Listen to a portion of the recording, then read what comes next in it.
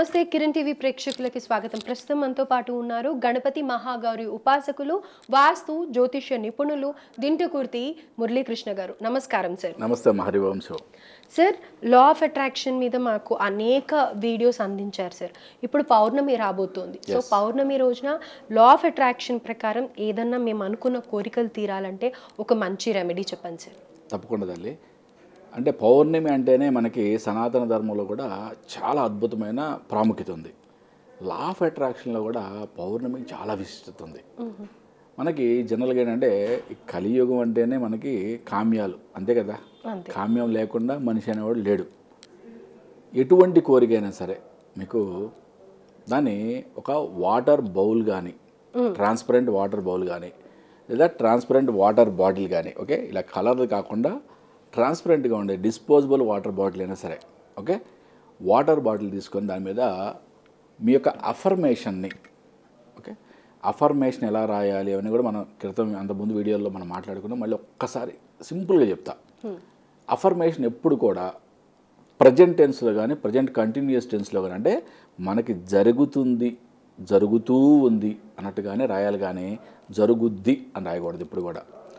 అలాగే మన యొక్క ఎగ్జాంపుల్గా మనం ఒక 10 లక్షల రూపాయలు ఎవరి దగ్గర నుంచి రావాలి, శ్రీధర్ అనే వ్యక్తి దగ్గర నుంచి.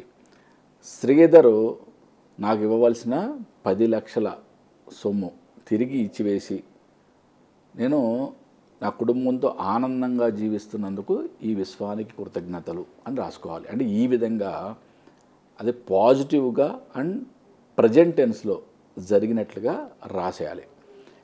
ఇక్కడ మనం క్లియర్గా ట్రాన్స్పరెంట్ వాటర్ బాటిల్ కానీ, ట్రాన్స్పరెంట్ బౌల్ కానీ వాడమని చెప్పాం.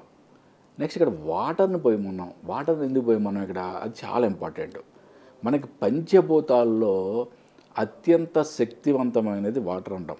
ఓకే, పంచభూతాలు అన్నీ శక్తియే కాదనట్ల, బట్ ఫస్ట్ ప్రాణికోటి మత్స్యావతార రూపంలో స్వామి ఉద్భవించింది నీటిలో నుంచి. కాబట్టే వాటర్కు ఉండే ఒక అద్భుతమైన శక్తి చాలా ఎక్కువ. దీని గురించి జపాన్ సైంటిస్ట్ మసారా ఎమోటో చాలా అద్భుతమైన రీసెర్చ్ చేశారు. మనం చెప్పే ప్రతిదీ వాటర్ గ్రహిస్తుందని. అంటే ఒక వాటర్, మన యొక్క వాటర్ ఫిల్టర్ కానీ ఏదైనా ఇంట్లో ఉంటుంది, ఆ ఇంట్లో తరచూ విపరీతంగా గొడవలు జరుగుతున్నాయి అనుకుందాం. ఓకే, ఆ వాటరు విషపూరితంగా మారిపోతుంది. అంటే విషపూరితం అంటే ఒక రోజు చచ్చిపోం మనమేమి, అదొక స్లో పాయిజన్ లాగా దాంట్లో ఉన్న మాలిక్యూల్స్ అన్నీ చాలా నెగిటివ్గా తయారవుతాయి. ఒక మాలిక్యూల్స్ యొక్క అమరిక అంతా కూడా జిగ్జాగ్ అయిపోతుంది.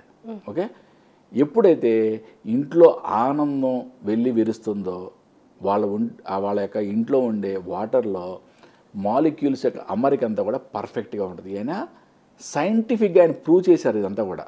ఆయన చాలా అద్భుతమైన పుస్తకం రాశారు, the hidden messages in the water అని చెప్పి. Okay, Japanese scientist.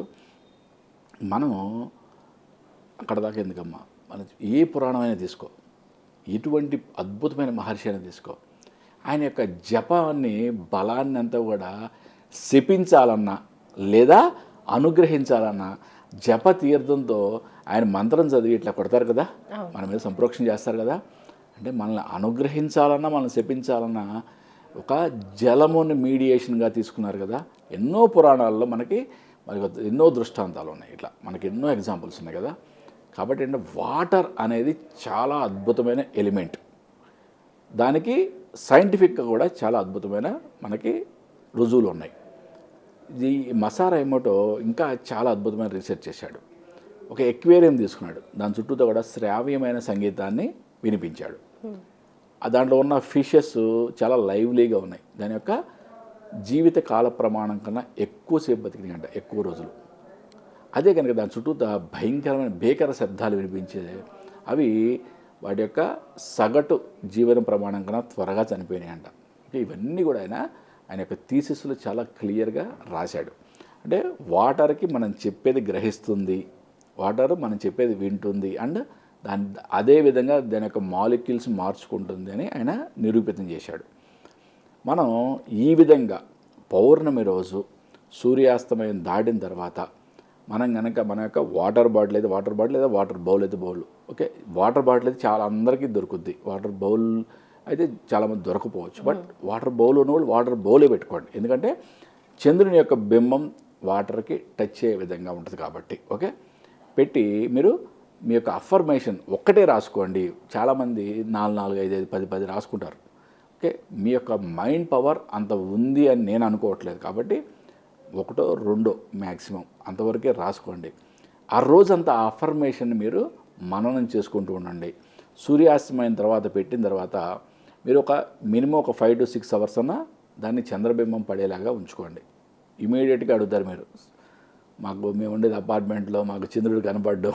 Okay, terrace మీదకి వెళ్ళైనా పెట్టుకోండి, లేదా ఏదన్నా మీ వైపు చంద్రుడు కనపడిపోతే పక్కింట్లోకి వెళ్ళైనా పెట్టుకోండి. అంతేగాని మళ్ళీ వెంటనే నాకు కామెంట్లు పెట్టద్దు. ఎలా అయినా సరే చంద్రబింబం పడే విధంగా మీరు ఒక 5 to 6 అవర్స్ దాన్ని కనుక ఎనర్జైజ్ చేయగలిగితే అదొక ఎనర్జైజ్డ్ వాటర్గా అవుతుంది. నెక్స్ట్ రోజు మొత్తం కూడా దాన్ని మీరు కన్జ్యూమ్ చేసేటప్పుడు కూడా మీ యొక్క అఫర్మేషన్ని దాన్ని రిపీటెడ్గా మీరు దాన్ని మైండ్ పవర్కి, అంటే మీ యొక్క సబ్ కాన్షియస్ మైండ్కి పంపించండి. మనం సబ్ కాన్షియస్ మైండ్ ఎప్పుడు యాక్టివేట్ అవుద్ది ఇవన్నీ కూడా మనం కొన్ని వీడియోలో చేసాం. ఓకే, అంటే మన యొక్క మైండ్ ఎంత కామ్ డౌన్ అయితే మన సబ్ కాన్షియస్ మైండ్ అంత అద్భుతంగా యాక్టివేట్ అవుద్ది. ఓకే, కాబట్టి మనం ఈ యొక్క అద్భుతమైన లా ఆఫ్ అట్రాక్షన్ అనే సబ్జెక్ట్లో మనం మెడిటేషన్ చాలా ఇంపార్టెంట్ అని చెప్తాం. ఓకే, మనం ఈ యొక్క వాటర్ని కన్జ్యూమ్ చేసేటప్పుడు కూడా మన మైండ్ చాలా పీస్ఫుల్గా ఉండాలి. రెండోది మన యొక్క అఫర్మేషన్ మన మైండ్ పవర్కి పంపించడం అనేది చేయాలి. చేస్తే మనం ఎటువంటి కోరికైనా కోరుకునివ్వండి, విశ్వం నుంచి అద్భుతమైన సంకేతాలతో మనకి ఎంతో త్వరగా అది సమకూరుద్ది అని చెప్పి లా ఆఫ్ అట్రాక్షన్ సబ్జెక్ట్ ప్రకారం 100% పక్కా అని చెప్పచ్చు. Right sir. సో మీరు చెప్పిన విధంగా 23 పౌర్ణమి రోజున ఈవినింగ్ టైంలో వెళ్ళి మన కోరిక ఏదైతే ఉందో అది అయిపోయినట్టుగా ప్రజెంట్ కంటిన్యూస్ టెన్స్లో కానీ ప్రజెంట్ టెన్స్లో కానీ రాసుకోవాలి అని చెప్పారు. సో రాసుకుని హోల్ నైట్ పెట్టాలి అని అన్నారు ఎనర్జైజ్ అవ్వడానికి. వాటర్ బౌల్ కానీ వాటర్ బాటిల్ కానీ పెట్టొచ్చు అని అన్నారు.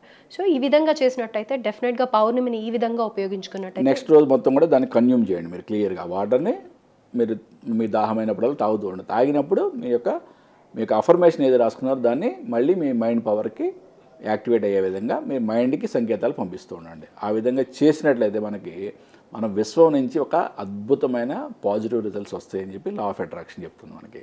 Thank you sir. సో మీ సబ్జెక్టే ఇది, లా ఆఫ్ అట్రాక్షన్ మీద అద్భుతమైన వీడియోస్ మీరు అందించారు.